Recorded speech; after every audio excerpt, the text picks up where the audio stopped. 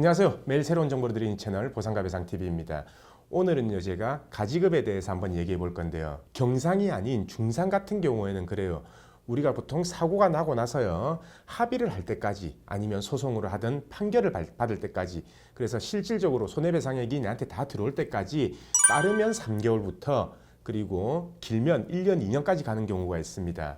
그럴 경우에요, 실제로 다쳐서 일을 제대로 못하고 있다 라고 하면요, 이 생계비가 문제가 되거든요. 그럴 경우에요, 이게 문제가 되는 게 많습니다. 왜냐하면 매달 생활비, 고정비는 들어가야 되지만 합의금을 받을 때까지 일을 못한다, 그리고 일을 한다 하더라도 소득이 현저하게 감소됐다, 이런 분들은요, 이 생활상의 어려움이 있을 수가 있는데요.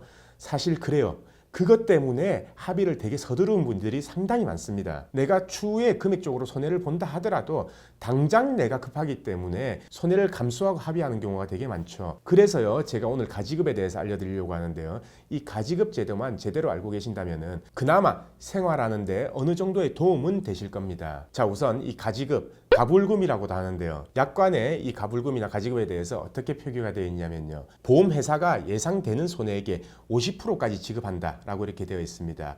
자, 그럼 예상되는 손해액이 뭘까요? 사고가 나면요, 진단서가 발급이 되죠. 그리고 수술이 필요한 경우에 수술을 하고 각종 엑스레이나 MRI나 CT 촬영을 하게 됩니다. 그래서 이 진단명이 확정이 되면은 자동차 보험 약관상에 이제 부상급수가 결정이 돼요. 이 부상급수가 결정이 되면은 이 부상급수에 따른 위자료가 산정이 되겠죠. 자, 이 위자료는 예상 가능한 손해입니다. 그렇기 때문에 이 위자료, 산정된 위자료의 2분의 1 한도 내에서는 가불금이 가능하고요. 그리고 예를 들어서 내가 2달을 입원했다. 2달을 입원했으면 근데 앞으로도 계속적으로 입원이 필요하다라고 한다면요, 이미 2달 입원한 기간 동안의 휴업손해, 이것 또한 예상되는 손해액이죠. 그렇기 때문에 발생한 휴업손해의 2분의 1까지는 가불금이 지급이 된다라는 얘기죠. 자, 그리고 이 간병비 부분이 있습니다. 이 간병비도요, 부상급수가 결정이 되면요, 그 급수에 따라서 최대 60일까지 지급이 되죠. 이 부분 같은 경우에는요, 2분의 1만 지급되는 게 아니라 전액 신청하셔도 됩니다. 자, 그러면은 제가 지금까지 말씀드린 건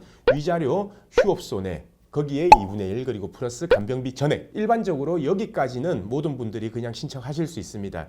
자, 여기서 제가 한 가지를 더 설명을 드리고 싶은데요, 이거는 중요한 내용이기 때문에 꼭 유의해서 들으셔야 합니다. 제가 교통사고 배상 부분 설명할 때요, 항상 유의해야 될 거, 장애가 나온 진단명인지 안 나오는 진단명인지, 그리고 만약에 장애가 예상된다면 그 장애가 한시장애인지 아니면 영구장애인지, 자, 이런 경우가 있죠. 우리가 부상당하고 나서 무조건 영구장애가 예상되는 진단명들이 있습니다. 당연히 절단이나 뭐 실명, 마비 이런 것들은 영구장애가 예상되지만, 제가 추가적으로 항상 예를 들면서 강조하는 부분, 그런 진단명들 있죠.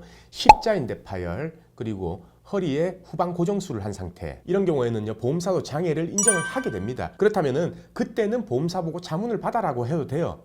자체 자문을 통해서 예상되는 장애냐 아니냐, 장애가 예상되냐 안 되냐, 그걸 따져서 그러면 장애가 예상된다면 당신들이 예상되는 그 장애의 2분의 1 한도까지 가지급으로 달라. 그리고 합의는 이 가지급을 받고 나서 치료 경과를 지켜보면서 추후에 하겠다라고 이렇게 요청을 하시면 됩니다.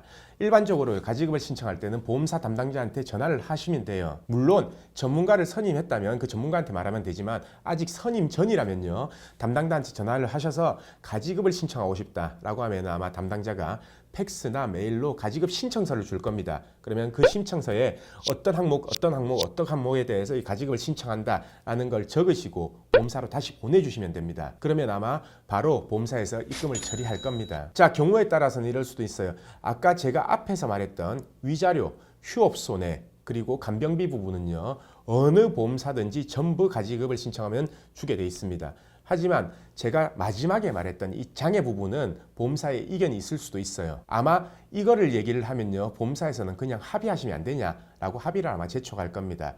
하지만요, 치료가 더 필요한 경우라든지 아니면 장애, 무조건 영구장애를 받아야 되는데 그걸 보험사가 인정하지 않는 경우, 그 경우에는 절대 합의를 서두르시면 안 됩니다. 그리고 제가 영상 지금 위쪽에요, 소송해야 되는 사건하고 소송 안 하고 합의로 끝내도 되는 사건, 그거에 대한 예전 영상을 찍은 적이 있습니다. 이 영상 한번 참고해 보시고요. 항상 영상을 보시고 궁금증이 있으시다면요, 아래에 삼각형 표시가 있어요. 그 삼각형 표시를 클릭하시면 설명란이 나옵니다. 거기에 제가 상담할 수 있는 링크 그리고 전화번호 등을 기재를 해 놓을 테니까 거기로 연락을 주시면 됩니다. 자, 그럼 오늘은 이 가집을 할 수 있는 경우하고 가지급 신청 방법 거기에 대해서 알려드렸고요. 오늘 방송은 여기까지 하겠습니다. 내일도 새로운 주제를 가지고 오겠습니다. 오늘 방송도 끝까지 봐주신 구독자분들 감사드립니다.